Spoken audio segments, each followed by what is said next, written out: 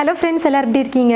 இன்றைக்கி நம்ம வீடியோவில் வெங்காய பக்கோடா தான் செய்ய போகிறோம். நல்லா டேஸ்டியாக பேக்கரி ஸ்டைலே நம்ம வீட்லேயே நல்லா சூப்பராக ரொம்ப ஈஸியாக ஈவினிங் டைமில் சாப்பிட்றதுக்கு நல்லா சூடான ஒரு ஸ்நாக் தான் இது.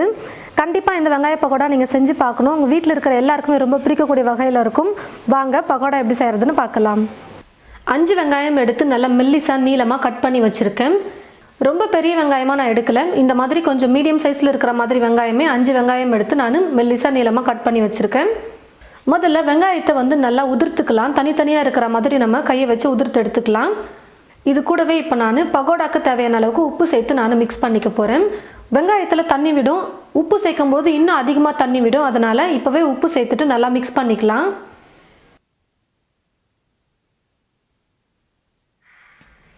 வெங்காயத்தை இந்த மாதிரி நல்லா உதிர்த்து எடுத்துக்கிட்டேன் பாருங்கள். உப்பு சேர்த்து மிக்ஸ் பண்ணியிருக்கிறதுனால பாருங்கள், வெங்காயத்துலேயும் தண்ணி விடும், உப்பு சேர்த்ததுனால இன்னும் எக்ஸ்ட்ராவும் தண்ணி விடும். பாருங்கள் எவ்வளோ தண்ணியாக இருக்குது. இப்போ மீதி இருக்கிற எல்லா பொருளையும் நம்ம சேர்த்து மிக்ஸ் பண்ணிக்கலாம். 2 பச்சை மிளகாய் எடுத்து பொடியாக நறுக்கி வச்சுருக்கேன், அதை சேர்த்துக்கிறேன். கருவேப்பிலை கொஞ்சம் சேர்த்துக்கிறேன்.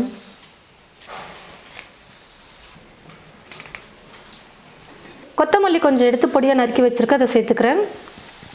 கொத்தமல்லி ஆப்ஷனல் தான், வேணான்னா நீங்கள் ஸ்கிப் பண்ணிக்கலாம். 1/4 ஸ்பூன் சீரகத்தூள். நம்ம பகோடா கடலை மாவு யூஸ் பண்ணி தான் செய்வோம், அதனால் கொஞ்சம் பெருங்காயத்தூள் சேர்த்துக்கலாம். ஏற்கனவே பச்சை மிளகாய் 2 சேர்த்துருக்கேன். இப்போது காரத்துக்கு ஏற்றது போல் வெறும் மிளகாய்த்தூள் சேர்த்துக்கோங்க. நான் 3/4 ஸ்பூன் அளவுக்கு வெறும் மிளகாய்த்தூள் சேர்த்துக்கிறேன். இது கூடவே நீங்கள் கரம் மசாலா கூட சேர்த்துக்கலாம். நல்லா ஸ்பைசியாக இன்னும் கொஞ்சம் டேஸ்ட்டாக இருக்கணும்னு நினச்சிங்கன்னா நீங்கள் கரம் மசாலா கூட சேர்த்துக்கலாம். வேணான்னா நீங்கள் ஸ்கிப் பண்ணிக்கலாம். இப்போ நான் சேர்க்காம தான் செய்கிறேன். அரிசி மாவு சேர்த்துக்கிறேன். ரொம்ப அதிகமாக அரிசி மாவு சேர்த்துட்டாலும் ஒரு மாதிரி பகோடா கட்டக்கட்டன் இருக்கும், மொறுமொறுன்னு இல்லாமல் ஒரு மாதிரி கட்டக்கட்டன் இருக்க மாதிரி இருக்கும். அதனால் அரிசி மாவு கொஞ்சம் கம்மியாகவே சேர்த்துக்கலாம். நான் எடுத்துருக்கிற 5 வெங்காயத்துக்கு 5 ஸ்பூன் அளவுக்கு சேர்த்துக்கிறேன். கொஞ்சம் ஸ்பூன் ஃபுல்லாக நான் எடுத்துருக்கேன் பாருங்கள்.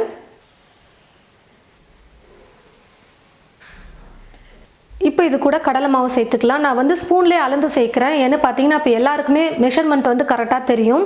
கப்பில் அளக்கும் போது கொஞ்சம் கஷ்டமாக இருக்கும். நீங்கள் அளந்து கூட சேர்க்க வேணாம். நீங்கள் கொஞ்சம் கொஞ்சமாக கடலை மாவு சேர்த்து கூட நீங்கள் மிக்ஸ் பண்ணிக்கலாம். வெங்காயம் நம்ம ஒவ்வொருத்தரும் ஒவ்வொரு விதமான அளவில் எடுத்து நம்ம கட் பண்ணி செய்யும்போது மாவோட அளவு கொஞ்சம் மாறும். முன்ன பின்ன கொஞ்சம் அதிகமாகவோ இல்லை குறைவாகவோ சேர்த்துக்கிற மாதிரி இருக்கும்.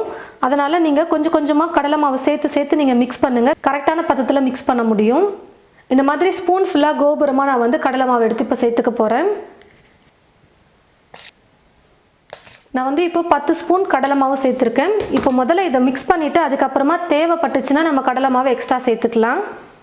எல்லாத்தையும் சேர்த்து நல்லா மிக்ஸ் பண்ணிக்கலாம். தண்ணி சேர்க்க வேணாம் பகோடாக்கு, ஏன்னா வெங்காயத்தில் இருக்கக்கூடிய ஈரப்பதமே கரெக்டாக இருக்கும். அரிசி மாவு கடலை மாவு சேர்த்து நல்லா மிக்ஸ் பண்ணிக்கிட்டேன் பாருங்கள். கடலை மாவு கொஞ்சம் கம்மியாக தான் இருக்குது, ரொம்ப கம்மியாக இருக்குது பாருங்கள் வெங்காயத்தில். அதனால் இப்போ எக்ஸ்ட்ரா ஒரு 4 ஸ்பூன் அளவுக்கு நான் கடலை மாவு சேர்த்துக்க போகிறேன். நீங்கள் கொஞ்சம் கொஞ்சமாக கடலை மாவு சேர்த்து மிக்ஸ் பண்ணுங்கள், அப்போ உங்களுக்கு கரெக்டாக இருக்கும். ஸ்பூன் ஃபுல்லாக எடுத்து 4 ஸ்பூன் கடலை மாவு சேர்த்துக்கிறேன்.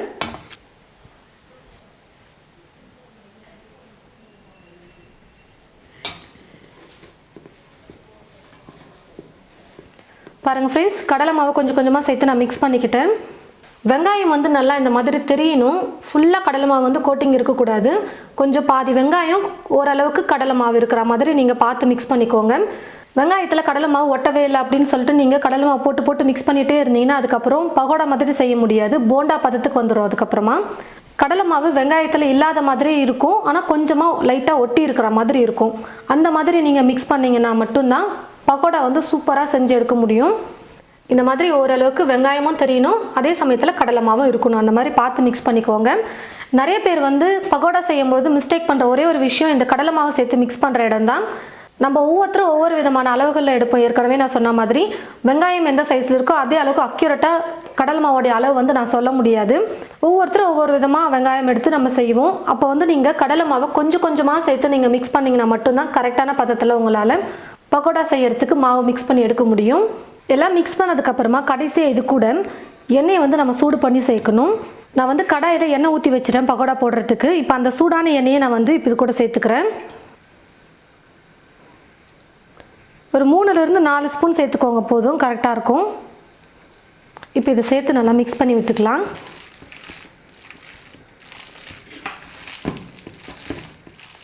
எண்ணெய் வந்து இப்போ நல்லா காஞ்சிருச்சு. இப்போ நம்ம பக்கோடா செய்ய ஆரம்பிச்சிடலாம்.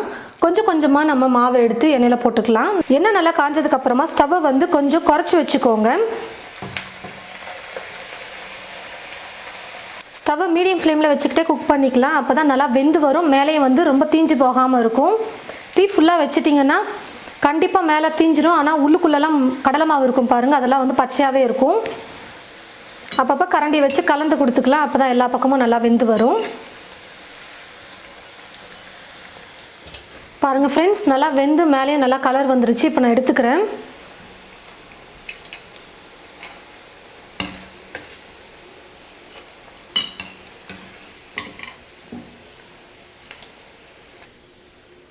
திரும்பவும் இதே மாதிரி கொஞ்சம் கொஞ்சமாக நம்ம எடுத்து எண்ணெயில் போட்டு பொரிச்சு எடுத்துக்கலாம். பக்கோடா நல்லா பர்ஃபெக்டாக நமக்கு கடையில் விற்கிற மாதிரி வரணும்னு நினச்சிங்கன்னா 2 டிப்ஸ் தான். கடலை மாவை கொஞ்சம் கொஞ்சமாக சேர்த்து நம்ம மிக்ஸ் பண்ணுறதுல இருக்குது. அதுக்கப்புறம் எண்ணெயில் பக்கோடா போட்டு பொரிச்சு எடுக்கிறதுல இருக்குது. தீ வந்து ரொம்ப ஃபுல்லாக வச்சுட்டு நீங்கள் பண்ணிங்கன்னா சீக்கிரமாக தீஞ்சிரும். ஸ்டவ்வை வந்து மிதமான தீயில் வச்சுட்டு குக் பண்ணும்போது பர்ஃபெக்டாக உங்களுக்கு பக்கோடா வந்துடும். இந்த 2 டிப்ஸை மட்டும் ஃபாலோ பண்ணால் போதும்.